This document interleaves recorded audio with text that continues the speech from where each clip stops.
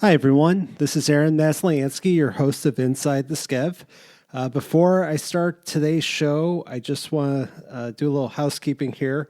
I've recorded several episodes prior to the coronavirus pandemic happening and the stay-at-home order.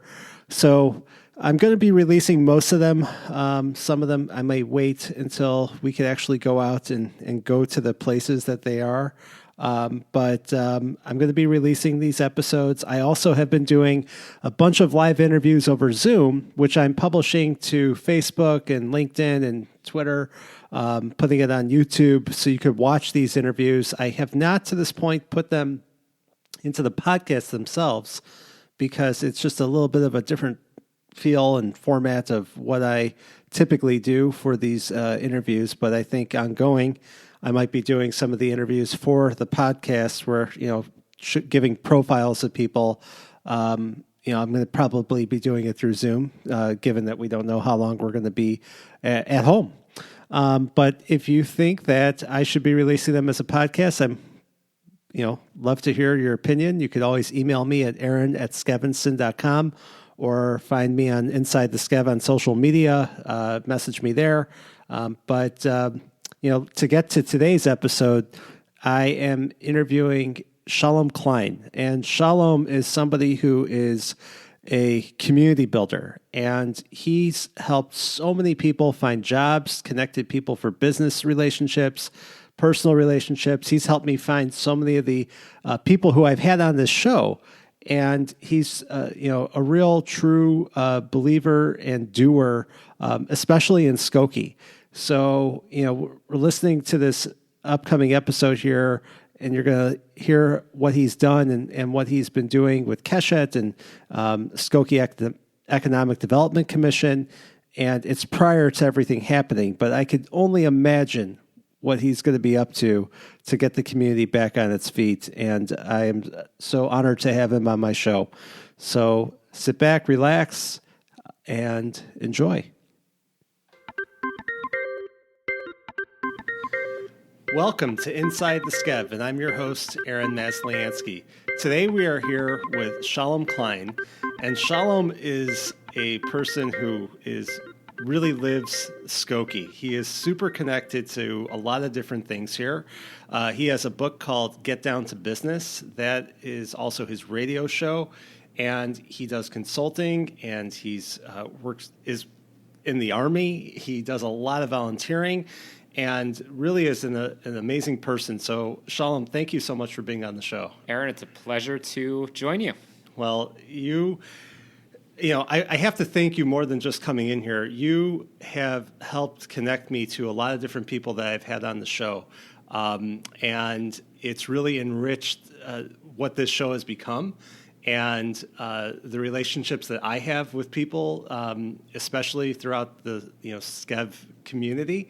And I just wanted to thank you from the top.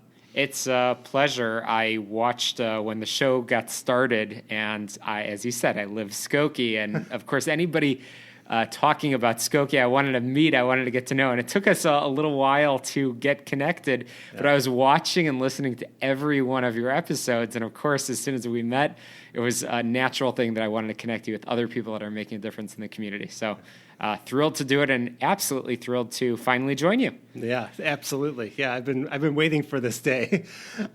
So we're just talking about like you are this super connector. Like, what got you started? How did you figure out how to do that? It sort of just happened. That's not often the way things happen in life. I consider myself to be a fairly intentional and strategic individual, but I grew up in Skokie. I went to school and started working sort of all over the place. I ended up working in New York for a couple of years, and in late 2009, I moved back to Skokie, joined my father in business, and pretty much as an accounting firm, and the needs of the business were such that I was out there networking and meeting people. Long story short, getting involved in a number of different organizations, chambers of commerce, networking groups, And pretty much just my personality is such that I wanted to start connecting the dots. This was in the midst of a very, very tough economy at the time. What year was that? So early 2010, Yeah. the recession. And so lots of small businesses that were struggling.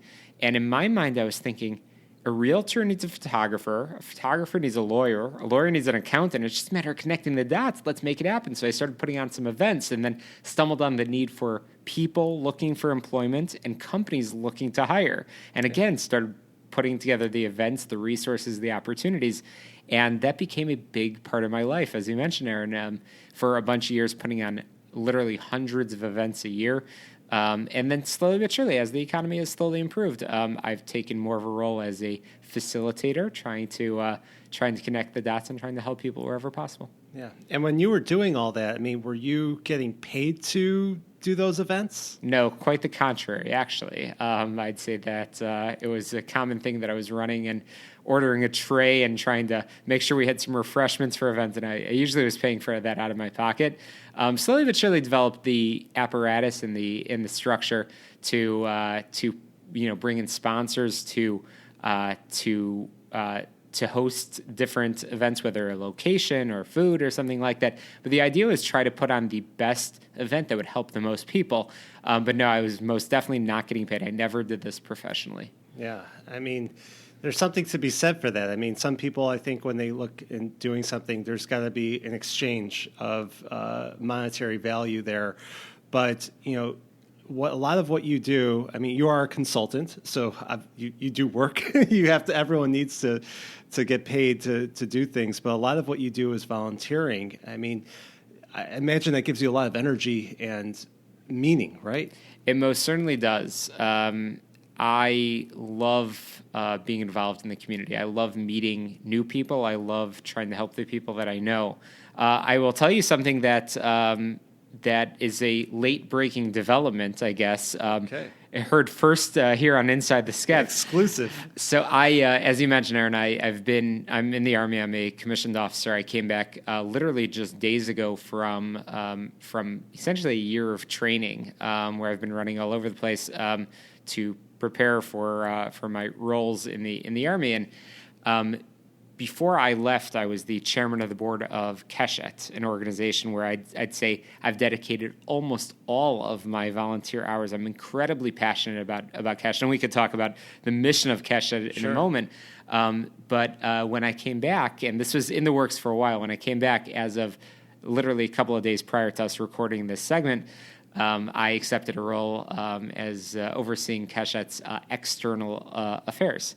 Really? So that is where I'm spending most of my time. So it's incredible. It's an incredible opportunity to do full time what I have been doing for so long as a volunteer. I'm now doing this as a professional, and literally every waking moment of my day is spent doing things that I love, which is awesome. It is amazing.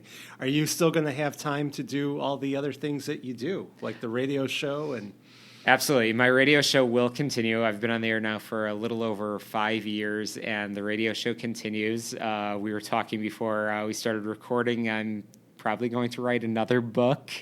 So the passion for, call it entrepreneurship, and business and community continues in a way greater than ever. I am a big believer in telling a story and having my worlds collide. And right now my worlds are very, very much colliding.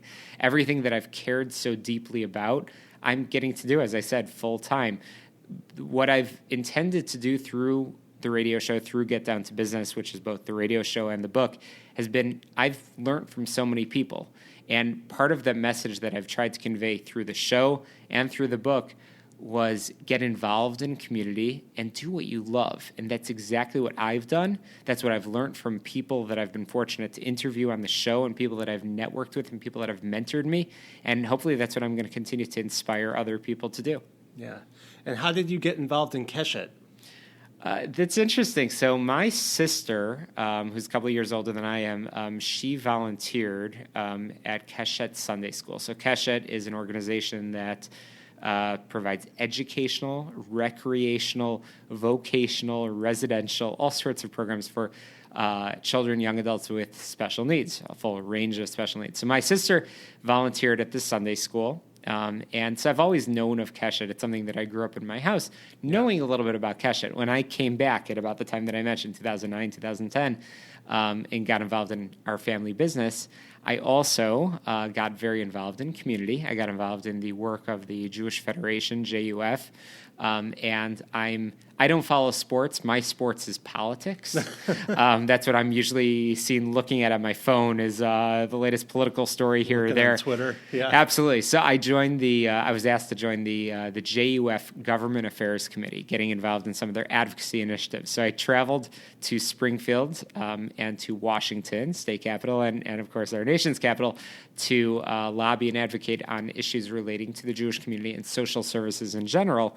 And I got to know Abby Weisberg. Abby is the CEO of Keshet, and who has since become one of my closest friends and dearest mentors.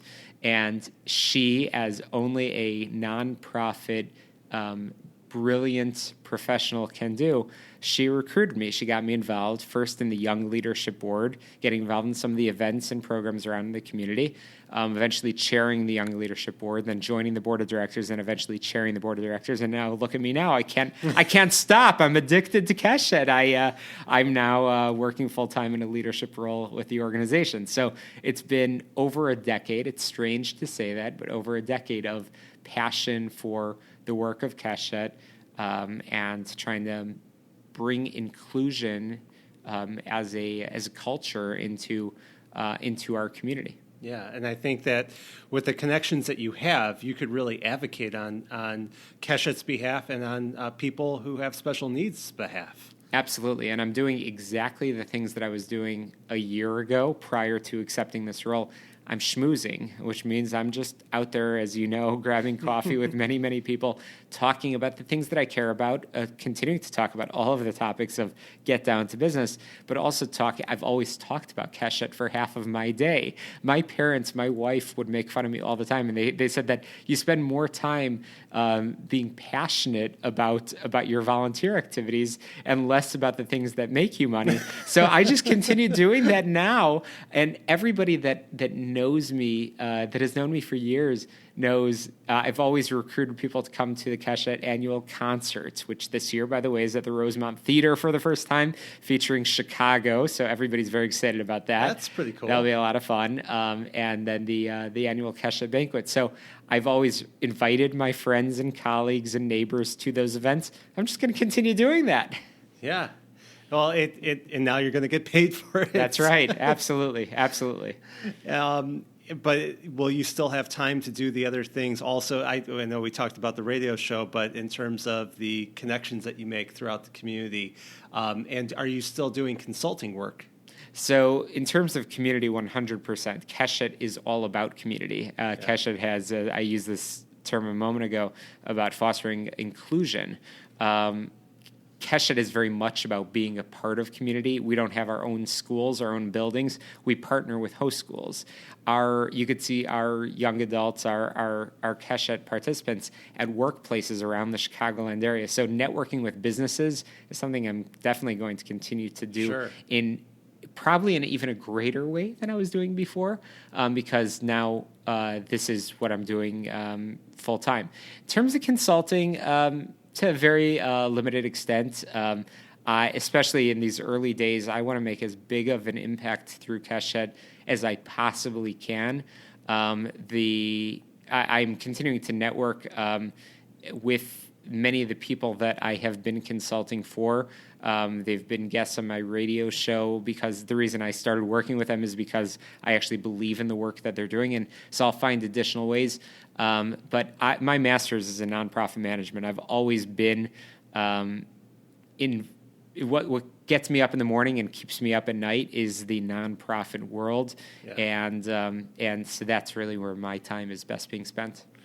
Yeah, I mean, you really can, and just to think about the things that you can do for the Keshet community, and expanding opportunity, and through your connections within the community, I could really see it. It could be amazing. It's exciting. I am excited, and that ties into, as I said, worlds colliding. That ties into Skokie, and the show is Inside the Skev. After all, by the way, I grew up 60203, right inside the Skev. You grew up down the street from where I live. That's right. That's right. That was our first conversation. Yes. Lots of neighbors in common. We both went to Mickey, of course, Of at course. King's Cuts, which is funny. So Keshet is very much home is Skokie, the schools, the employers in Skokie. But I love Skokie. I grew up in this community. As soon as I came back to Skokie, I don't do anything halfway. So No, it doesn't seem like it. when I came back, I couldn't have an office on Dempster, and at some point I had 2 offices on Dempster, and not know my neighbors. So I got involved in building a business alliance of Dempster Street merchants with many of the other businesses there, and slowly started advocating for those businesses with the Village of Skokie. Slowly but surely, we created the first new commission in the village in a very, very, very long time, the Economic Development Commission, which I now chair. So I spend a massive amount of time advocating for Skokie. That's my other passion. Yeah. Well, I think it's really helpful. And, people look at Dempster and they don't want to see vacancies, and you want to see the businesses thriving. And, as an independent business, it's hard to compete against the larger online retailers, even big box, whatever it may be. So what are some of the things that you do with the Skokie Economic Development Commission?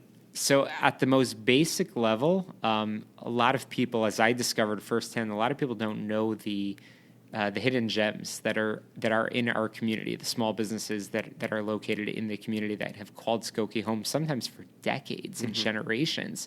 So I thought that was very important, that the village starts to not only recruit new businesses, but also celebrate the existing businesses and better promote those opportunities. So about a year into the commission, the Skokie Biz newsletter was created by the village staff, I like that. spotlighting local businesses. And then we started through our commission, not only meeting, we meet usually every other month, but in the months between our meetings, we actually go out and we do site visits, and we get out to visit some of the small mom and pop operations, as well as some of the larger businesses. Georgia Nut. This is a business that's been headquartered in Skokie for a long time that people didn't know. What we've found is that the business owners love to get some attention, some TLC, to see that the village staff, that people that have formally been appointed by the mayor, who I know you've had on the show, by the mayor and the village board, are paying attention to them and notice what they have going on. And I always call it a push-pull method. In those site visits and the things that we do, I always remind our commissioners at every one of our Economic Development Commission meetings that our number one role is, aside for the specific issues and policy that we talk about, and I can give you some of those examples, our number one role is as an ambassador. What that means is push-pull method. We need to, when there's something going on in the village, we need to sometimes share and disseminate that information to make sure that people know what's going on, the good news and the bad news, but then also pull. If they have a concern, if there's a crime issue, if there's a traffic issue, let's hear those issues, and we know how to bring it to the attention of the people that can make a difference and make a change. Right. So that's our number one role as the commission, is to be the chief ambassadors of the business community as volunteers, not as professionals. The village has 2 people on the economic development staff. We are a commission of, I think it's about 15 people. We're out, we make up the small business community, people like myself, people like home-based businesses even, as well as we have the president of Skokie Hospital. Right. There you have Dave Rahija. Yeah. We have Westfield Old Orchard Mall represented on the commission. And we've addressed, and this is really exciting, we've addressed some of those important policy issues as well. So things like signage. So signage is something that affects big businesses, small businesses alike. So how do you create an ordinance that everybody will be happy with? That's our job.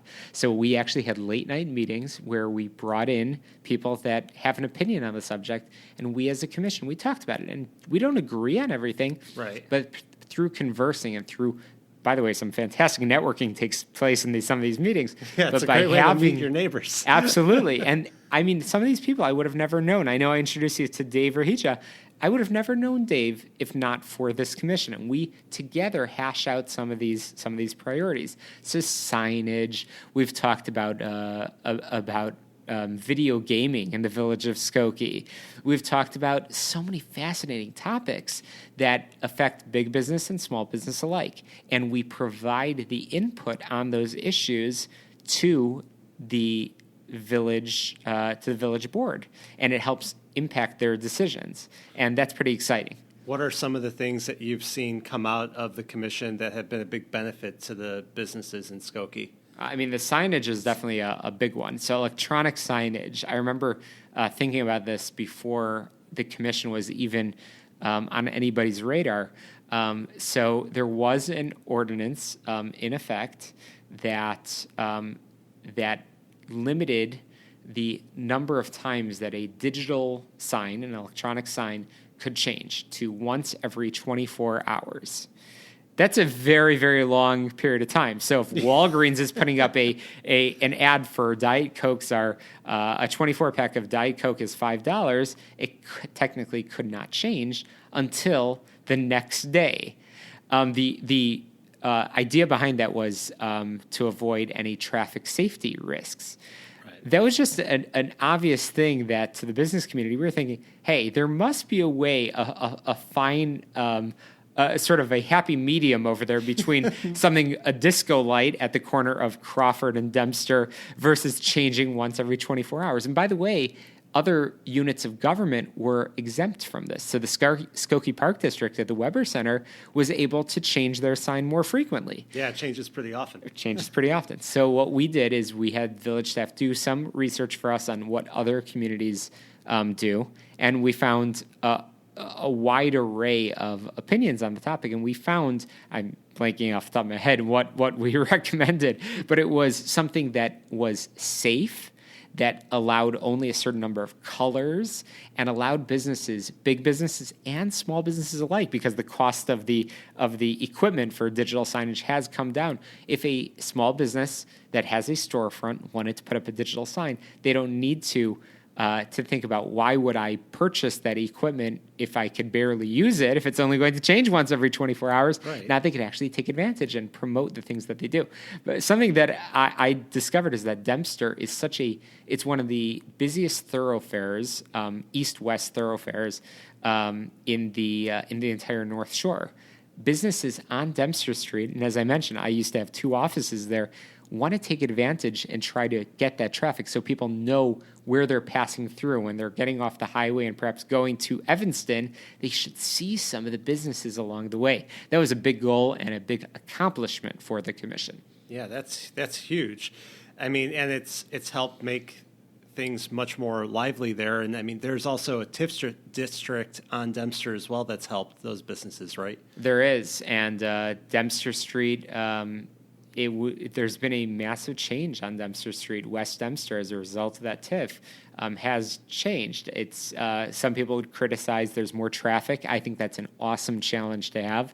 You have the CTA station, which really wasn't leveraged too much. That was a big part of the commission as we looked at a study of other areas around public transit and how to transform it and how to attract big businesses too, like a Target, like the auto parts place that's over there. A lot of places that have moved in over there and have brought this new life and new energy. Now what we're working on is bringing that same energy and bringing it further east on Dempster, closer to our friend Mickey at King's Cuts, and trying to make sure that East Dempster has some of that vibrancy, that the businesses that are there are supported if they want to perhaps update their signage, but also attract new businesses over there. But also one of the things that I think over the next year we're going to be very focused on, we created a strategic plan, a strategic economic development strategy 5 years ago when the commission was started, and it was an amazing process, like I said, involving so many fascinating professionals from different industries that sit on the commission. And it's now approaching the end of the shelf life. We're now going to revamp that and also start to focus on some of the less trafficked areas in Skokie, areas like Main Street, Church Street, where there's not as much traffic and there are, frankly, a lot of vacancies. There are. I mean, if I just think about it, to go back to Dempster, I mean, there's that open land at Drake and Dempster that's been there for years, and then there's a strip mall that's next to U.S. Bank that's looked vacant for I don't know how long. I mean, are there any talks about anything happening with those two sites? There is. So that strip mall that you're talking about is probably one of the only, if not the only, complete strip center that's completely vacant. And as you just said, it's not just been vacant for a couple of months. It's been vacant for a long time. And I'll say this, that sometimes property owners don't care about the community as much as we do, living and working in that community. We're the ones that I like to go for long walks at night, and I love to see traffic. I love to see a new restaurant pop open, a place to go out for a drink and things like that. And sometimes these property owners not are incentivized to keep a space vacant, but are not incentivized. They are not incentivized. It's easy to have it sitting there, take a tax break. So the village staff, the legal department, I know, is exploring many options to try to push that process along.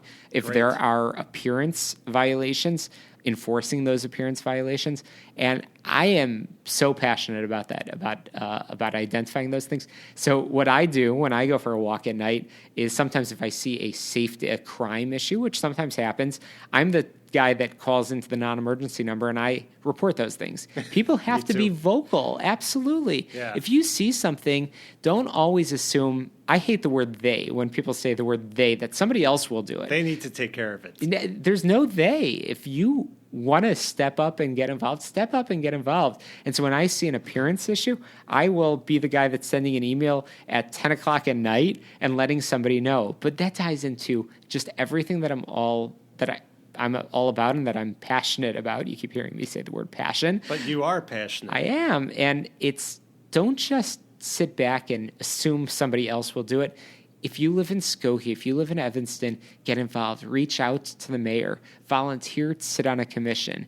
If you are, one of the best ways to network, we talked about this a moment ago, is to step up and get involved in a nonprofit like I did in Keshet. Find a cause that you care about. If you love animals like I do, I have a little golden doodle at home, step up and volunteer at Right Way Rescue or at the community animal shelter, wherever that might be. You will find that not only will you love what you do, you'll also meet people you otherwise would have never have had the opportunity to meet. And hey, it might just turn into a job like it did for me at Keshet. It's so true. I mean, what you say resonates a lot with me. And, I've gotten myself involved in a lot of different volunteer activities over the past few years. Chicago Council? Yeah, absolutely. Chicago Council on Global Affairs is probably the biggest one that I've gotten myself involved in. And that has been such a rewarding experience. And I have met the most interesting people, and I'm super passionate about it. And, sometimes people say the same thing to me, like, are you doing your work? And I'm like, actually, I'm busier at my work being a real estate agent, but I'm doing all these things that I'm super passionate about. And when you get busy like that, you have to organize your time in a way that works with your energy level. And I found that I've become much more efficient like that. And as I read your book, Get Down to Business, you talk about that a lot and about how it's, sometimes people make excuses. No, I don't have time. I'm always in meetings. Like, don't you think I'm already doing that already? But it's about the efficiency and how you use your energy. Absolutely. And giver's gain. That's a chapter in the book. Giver's gain. It works. It's karma. It's when you are out there doing good things will happen. And part of that is just good karma in general, but part of it is also when you're out there connecting people will connect to you. So I don't count hours. I never have. When I was focused on my consulting practice, I was never counting hours and limiting myself that, I could only do XYZ volunteer activity after hours. A lot of people don't understand this. The old school business mentality is contrary to this. It's you work a 9-to-5 job.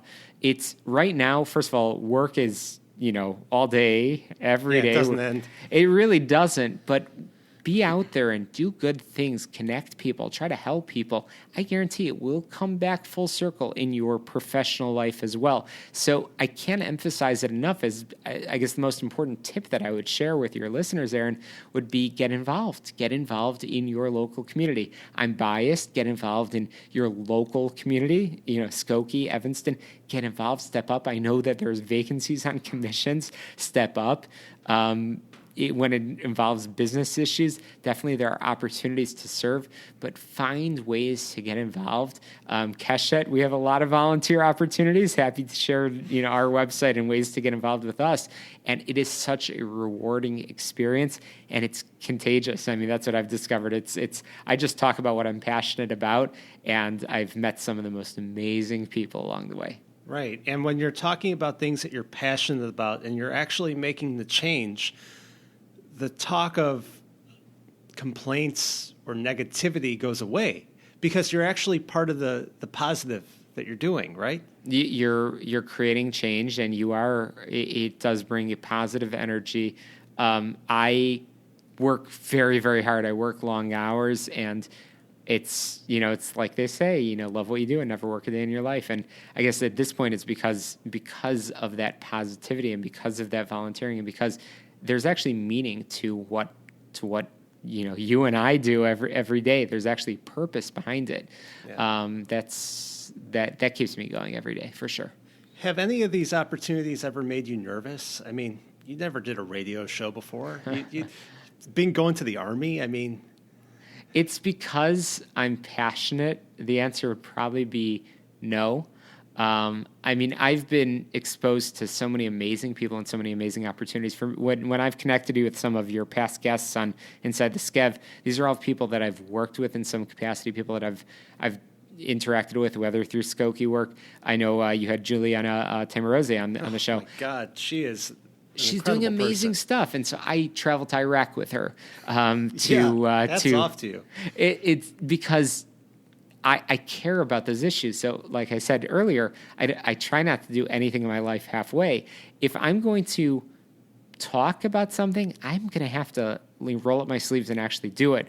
So that's what led me to getting involved with her work and led me to being in the Army. I serve in the reserves. I'm an officer. And probably the greatest thing about that is, of course, service to our country.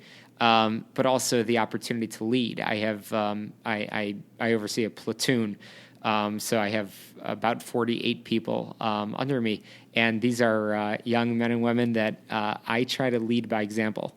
And it's nothing. I wouldn't say that anything has scared me or gotten me nervous. There's definitely been things that I don't think I was necessarily prepared for. Yeah. But, and trust me, I fail, Aaron. I talk about that in the book. I talk about that on the radio show. I fail. I'm an entrepreneur at heart, an entrepreneur in living a nonprofit dream. And those are not in conflict. I try a lot of things. That's what I believe in the definition of an entrepreneur is. I try a lot of things. I talk to a lot of people. And some of the things that I try and some of the people that I've worked with, it hasn't always gotten to the finish line. It hasn't always been a success, but I will never stop trying. And I'm not scared to fail. I guess that's probably one of the most important lessons as well, is to try a lot of things and don't be scared if something doesn't always work out. Most business people, I love reading. That's what I do sometimes late at night, and I love the only real movies I watch these days, really documentaries. And the common theme from the people that inspire me, my role models, are people that just never stop trying. Yeah, because even it's all part of a journey. And even when you're trying and let's say you fail, you're taking those experiences and putting it into the next thing that could be a huge success. Oh, absolutely. Absolutely. That's been sort of the journey, as you said. I have no clue where I've been sort of on this journey, I guess, for about 10 years now, with this professional journey, life journey for a little longer than that, but professional journey for about 10 years. And in 10 years from now, I have absolutely no clue what things will look like. I guarantee I'm going to be trying just as hard, and I guarantee I'm going to be doing things that I'm passionate about just as much as I am today. And it's going to be probably that same dynamic of being involved in community. Maybe it'll be a different commission in the village of Skokie, Right. and maybe I'm going to be.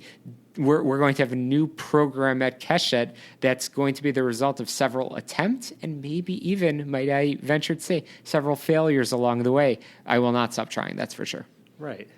I mean, I think that's what's so important. And I think that you've given inspiration to a lot of people, even with trying to find a job and giving people advice on how to have a good interview and how to listen and ask the right questions and don't worry about the failure of it, making those connections. And I think that's so valuable. Where you talk about what you're going to, maybe you don't know where you're going to be in 10 years, what commission you're going to be on in Skokie. I mean, one of the things that you've gotten yourself involved in is politics. I mean, you've been able to go to the White House several times. You've helped on different campaigns. I mean, is that something that you can see yourself being involved in as time goes on? And what got you started in that? That's a good question. So, as I said earlier, I don't really follow sports. Politics is sort of my sports. It's an interesting time now, and there's a lot of entertainment, I guess, that's out there. I've always viewed public life or elected officials as paid networkers. They're paid to talk to people. And so I guess what I discovered early on is how to leverage people in public office to help to make a difference in the causes that I care about. So I do not plan to ever run for anything. If that's your question, I love to be behind the scenes. Yeah. I love to advocate. So I've been, during the Obama years, I was at the White House something like 36 times. And I didn't realize it was that many. I will never stop advocating on I know I just mentioned President Obama, but I just want to be clear. I have met with as many Democrats as I have Republicans, Democrats. I don't care what party somebody is in. If they're willing to listen, which is the only requirement, be willing to listen, be willing to learn, I will advocate on our Keshet issues. I will advocate on small business, on entrepreneurship, on Jewish community issues, on any range of issues that I care about. And I care about a lot of issues, as you could probably tell. You do. And I've met a lot of people. So there's no question that, yes, 10 years from now, will I still be involved in that space? 100%.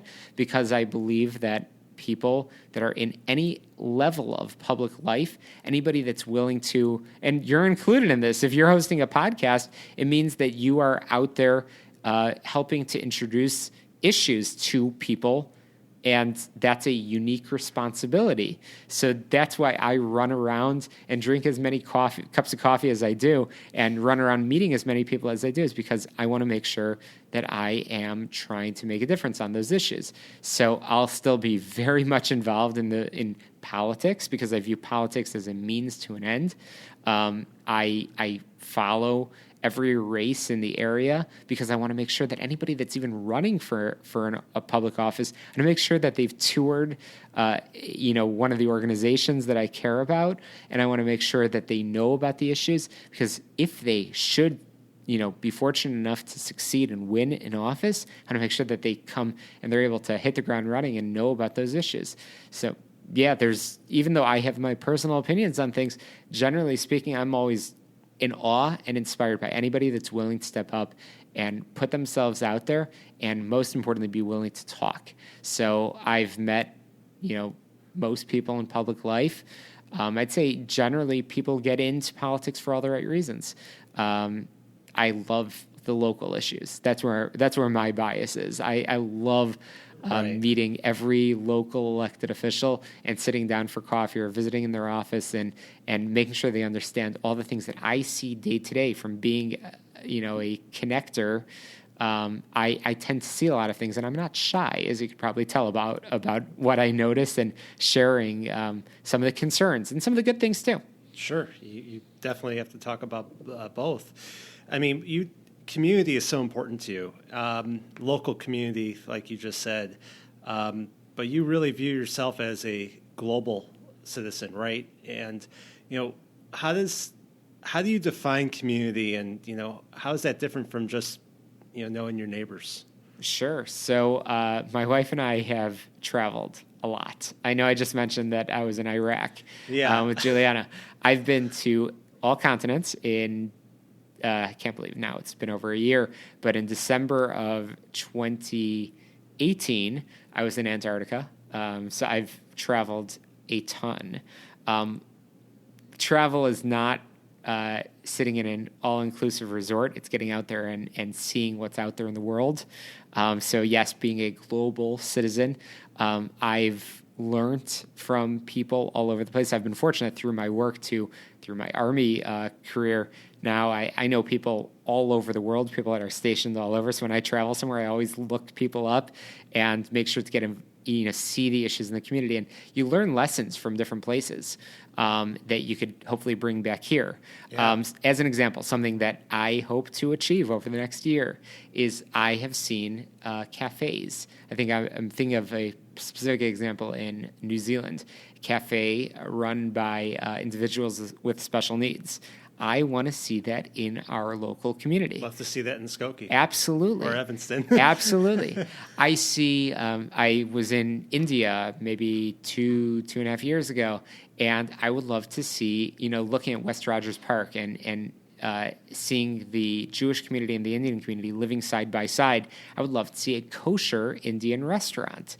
I eat vegetarian, but and so much great Indian food is indeed vegetarian. But I would love to see the communities coming side by side and bringing people together, which is, I know, something that you're incredibly passionate about as well. So those are I learn from everywhere I go and every place that I've been fortunate to travel and try to pick up these lessons. And I stay in touch with people, and I consider myself to be a fairly good communicator. I stay in touch with people, you are.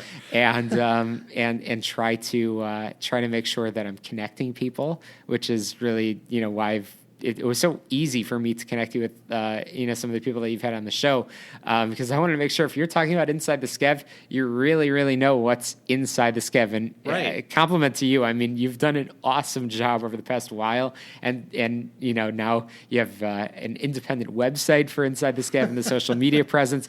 I see everything, even as I've been gone in the Army, and I share the podcast with people, and I try to make sure that I bring, as I say about the push-pull method, yes, I try to bring lessons from the places where I've been and bring it to Skokie, but I also try to take the Skokie and local community examples and try to share it as much as possible with people that I know that are doing similar things in other communities. They can learn from us. We have a pretty darn awesome community with some pretty awesome community leaders.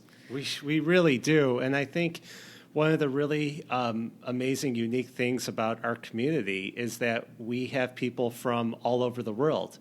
And that's what makes our community so great. We're so diverse that we have these mixtures of ideas and cultures. The Festival of Cultures in Skokie. I mean, it's amazing the number of languages, the number of nationalities that are represented. And walking around that weekend of this Festival of Cultures is one of my favorite things to do. Yeah. It's amazing. And people really want, in this culture, you think everything is so negative sometimes if you're watching the news or looking at social media. But what I have found through my experience doing this show is that so many people are doing really great positive things and want to connect and are not divisive. And, there's tremendous opportunity that is going on there. It's so positive. It is. I sit at coffee shops in the area all the time. And often I'll have a conversation, I'll have a scheduled meeting with somebody and having that conversation, then somebody overhears the conversation. And they're always hesitant. I always see it in the corner of my eye. They're hesitant to come over. But that's how ideas are shared. And people want to do good. People want to do good. And Skokie is our claim to fame. I think you talked to the mayor about this. Is largest village, the world's largest village. Yep. It's amazing, and people are very willing to, despite having a fairly large population, it doesn't feel like it. It doesn't feel it. We're not a city. We're a village. We are the village people. And I know my neighbors, and my neighbors know me. If they see that I forgot to close my garage door, they will come over and knock on the door. That doesn't happen in many other places. People know what I am involved in, and people are constantly coming and calling me and texting me and emailing me and volunteering for different things. And it's amazing. I have neighbors that are of different religions. I have a Muslim next door neighbor, and we've gotten to know each other. We have tea together every once in a while. We drop off holiday cards for each other. That's what makes Skokie so amazing. And we have some amazing people, and I hope that we can continue to, even in this age of, technology where everybody's rushed, and trust me, I'm no different. I'm always running, and I would like to take more time to slow down. I hope that we don't lose that touch of people connecting with people and people knowing their neighbors. And that's something that I try to when I get out, and certainly through the radio show, but also when I do some talks and, out and about, I always talk about make sure you stay involved, get involved in the causes, which we've talked so much about already on the show, but also getting to know your neighbor, and just don't lose that human relationship. Right. I think that's so important. That's the key. Now, if people want to get to know you and learn about what you're doing, where can they find you online? Sure. So I'm very easy to find, Shalom Klein. So my website is shalomklein.com, SHALOMKLEIN.com. And through that website, obviously, I have all of my social media links, linked very prominently to Keshet and the work that I'm doing now, full time. But also podcasts of the radio show, how to listen to it. People can find my book. Right now, one book, but I have a feeling over the next few years there might be some additions to that. So I talk about everything that I am passionate about, and there's a lot of them through the website. Again, shalomklein.com. Fantastic.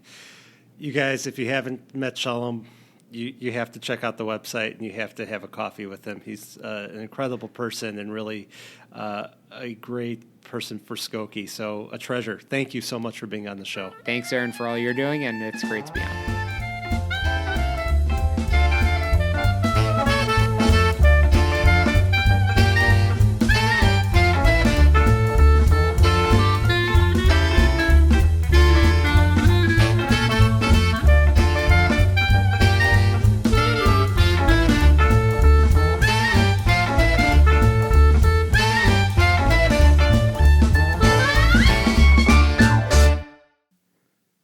Thanks so much for listening to this latest episode of Inside the Skev. I hope you enjoyed it and learned a lot about what Shalom does and how important he is to our community here.